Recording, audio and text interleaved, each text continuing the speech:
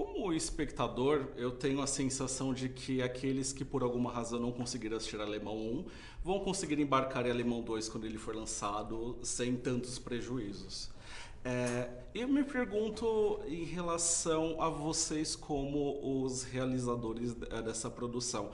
De certa forma, vocês revisitaram muito a obra original e o que, caso positivo, vocês extraíram como interessante para essa sequência, o que vocês essencialmente buscaram de novo para também fisgar esses espectadores que vão ao cinema sem conhecer a história anterior. Pergunta complexa. É, ah, a vontade, na verdade, de fazer o segundo era poder aprofundar, era poder ter uma visão mais complexa dessa realidade, assim. Não só fazer mais, melhor, ou então aproveitar. Claro, isso também, acho que isso também está um pouco no jogo, né? Mas eu fiquei pensando que acho que tem a questão do Rodrigo, que o Rodrigo, eu fiquei falando que o Rodrigo é um produtor-autor, porque esse tipo de história de um pouco claustrofóbicas, né, de conflitos entre inimigos que tem que achar um pacto de sobrevivência, todas as vezes que o Rodrigo me conta uma história sempre tem isso. Eu falo, então acho que isso se repete, né? Essa lógica um pouco se repete lá. Na verdade, lá tem a claustrofobia. Essa aqui também tem um momento claustrofóbico no projeto. Sim. Que eu vi nesse momento claustrofóbico que se repetir um pouco os códigos de linguagem do primeiro. Mas a nossa ideia, quando eu fazia o segundo, era avançar em todos os sentidos, era abrir em todos os sentidos, né? Inclusive fisicamente. O filme, você vê muito mais o alemão, vê muito mais ao redor, até com o personagem mesmo. Acho que o dispositivo inicial ele é parecido, né? Isso, a gente tem uma equipe de polícia que fica presa, não dentro de um lugar, mas nesse caso dentro da própria comunidade. Mas, para além disso, acho que o Zé colocou muito bem, assim, toda essa questão de aprofundamento também, e acho que o espectador que não assistiu um não vai ter problema nenhum de pegar o que é importante do filme, né? Entrar na história, seguir. Acho que isso vai ser muito tranquilo, e ao mesmo tempo que o espectador que viu um, acho que ele vai ter ali alguns signos e elementos que vão lembrar o um e que vão fazer ele entrar também na história. E dentro dessa primeira questão que eu fiz, um aspecto que eu não citei, mas que me chamou muita atenção nessa sequência, é que, enquanto o original me parecia um filme bastante masculino, aqui, de certa forma, também é privilegiado o universo feminino, quase como se fosse uma entidade, assim, sagrada, até pela presença da personagem da Zezé Mota, que aparece a partir do segundo ato. Eu queria que vocês comentassem sobre esse aspecto da presença feminina dentro dessa história que, no original, era tão masculino. Acho que isso é a Mari que tem que falar, porque isso foi uma das coisas que ela foi bastante enfática, né, nas necessidades do projeto. Eu acho que é a evolução natural das coisas, né? O primeiro filme foi rodado quando, Zé? Em 2012, acho que ele rodou. 2012, a gente está em 2019, então acho que tem uma evolução da sociedade, de entendimento do que não é mais possível, né? A gente não quer mais ver um filme que não passe lá no teste de Bechdel, que é aquele teste, né? Se tu tem duas mulheres contracenando, que elas estejam falando de algo que não seja homem, né?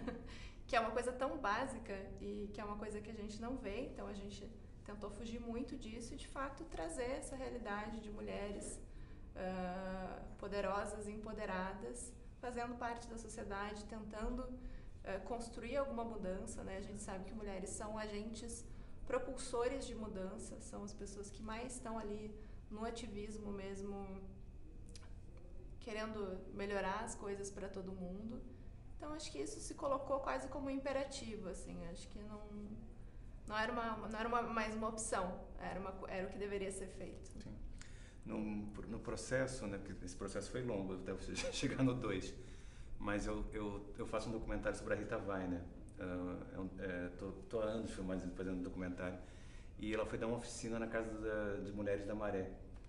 E eu vi o trabalho que a Casa de Mulheres faz, o impacto né, e como é importante a presença feminina nas comunidades, né, no dia a dia, de todo o trabalho que elas fazem,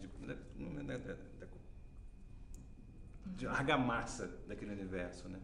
Então eu achei que era fundamental mesmo ter essa presença que não tinha no primeiro.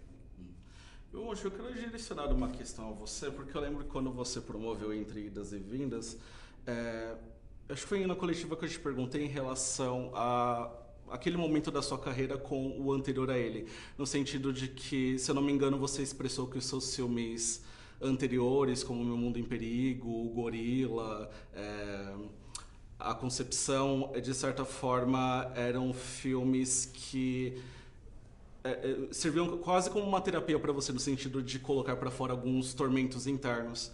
E eu sinto que desde Entre Idas e Vindas você vem apostando mais em filmes de gênero, na comédia e aqui na ação.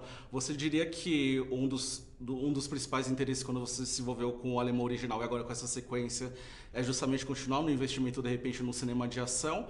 Ou você acha que seus tormentos agora são mais, digamos, coletivos, uma vez que aqui você trata mais sobre questões sociais coletivas do que necessariamente pessoais e individuais? Eu acho que eu amadureci bem do Entre Idas e Vindas, então de 2019 para cá eu amadureci muito mais até de entendimento de artista. O que aconteceu para mim, e talvez na época eu estava tentando entender, quando dei essa entrevista para você, eu estava tentando entender o meu processo e como eu estava tentando intuitivamente me mover no mercado brasileiro, que é um mercado que ainda tem várias questões, várias contradições, várias disputas, né?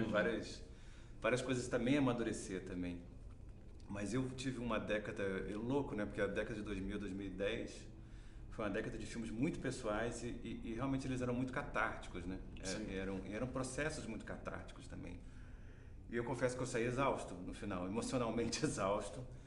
E até fico brincando, uma política concepcionista minha, né, que precisava sair um pouco de mim. Eu precisava também, como atitude política também, e precisava também, achava que era importante ocupar o mercado. Não ser um diretor de gueto, mas um diretor também que se ampliasse um pouco, então, e ser confrontado.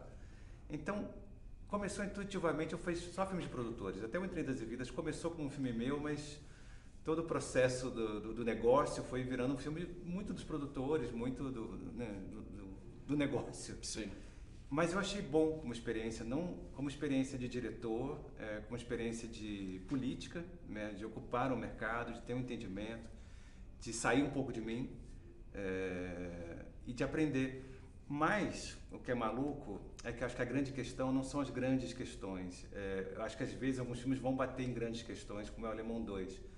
Mas se você for ver, isso eu fiz análise depois, amadurecendo, olhando para trás, desde o Subterrâneos, que é um filme que quase ninguém viu, meu primeiro longa, eu sempre falo de personagens que querem sair do seu isolamento e escapar do isolamento através do outro. Variando os tons, mas sempre tem um pouco essa questão de se conectar à realidade, né? Nesse movimento de tentar se conectar à realidade, tentar entender o que está acontecendo. Então, isso nunca deixou de acontecer.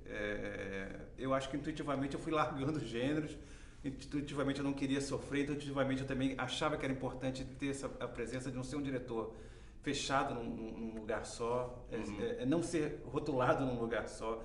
Acho que pode ser uma angústia juvenil até, né? Às vezes a gente tem, né? Acho que foi uma coisa meio concepcionista mesmo, tipo, não me rotule.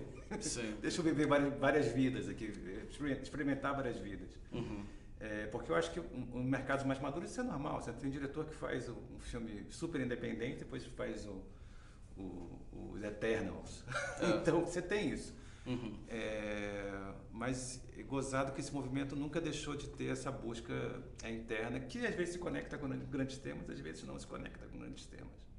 Interessante. E como a questão... Obrigado por ter perguntado isso. Imagina.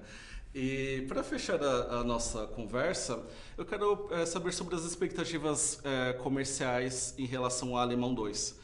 Porque quando o original foi lançado, eu lembro que, excetuando as comédias brasileiras, ele foi um dos poucos filmes, enfim, com outras propostas de outro gênero, que tinha batido à época a marca ali de 1 milhão de espectadores. De certa forma, essa marca tem sido cada vez mais difícil de bater, inclusive pelas próprias comédias. O Paulo Gustavo talvez tenha sido um dos últimos a conseguir isso. E como vocês avaliam lançando o filme agora, nesse momento em que, enfim, o circuito já está mais flexibilizado no sentido de receber o público, e também já até puxar também o fato de que é um filme que, enfim, tem uma distribuidora diferente, né? A Manequim Filmes, que é o novo braço aí da vitrine. Então, quais são as expectativas com esse lançamento? Olha, eu acho que aqui eu só posso repetir um pouco as palavras do Rodrigo, porque eu trabalhei até a filmagem do filme. Nesse momento eu não trabalho mais na produtora, mas a expectativa é boa. A expectativa é sempre que a gente consiga alcançar números próximos do Alemão 1, se quiçá mais, né, pessoas. Mas a gente sabe que a gente está num momento de mercado difícil, né? A gente está agora retomando as salas de cinema presenciais, que a gente sabe que ainda não estão ficando bem cheias, que a gente está concorrendo com o Homem-Aranha 2. Então a gente conhece todos esses desafios que tem pela nossa frente, mas a gente está com uma esperança boa de que as salas estejam cheias para o Alemão 2. Eu acho que a primeira coisa é a gente conseguir ampliar o debate, né? Abrir um debate. Acho que o filme também se propõe a isso também, né? Ele se propõe também, obviamente, que ele quer conquistar público, mas isso eu já sempre vejo que é imprevisível. Eu já entrei em filmes que eu achei que o filme ia funcionar muito bem. E o próprio Alemão foi uma surpresa pra gente também, quando ele bateu quase 1 milhão. Tipo, na primeira semana ele abriu tipo, espetacular, né? Sei lá, 400 mil na primeira semana. A gente jamais imaginava. Então, não sei, essas coisas são muito previsíveis, né? Podem vir ondas que podem ajudar o filme. Vamos ver como vai ser a recepção do boca a boca dele. Até agora, a gente está bem feliz, achando bem positivo, mas esse mercado nosso é um mercado... E na pandemia ficou uma coisa que eu acho que nem futurólogo nenhum consegue dar uma palavra precisa. É muito imprevisível mesmo, é difícil.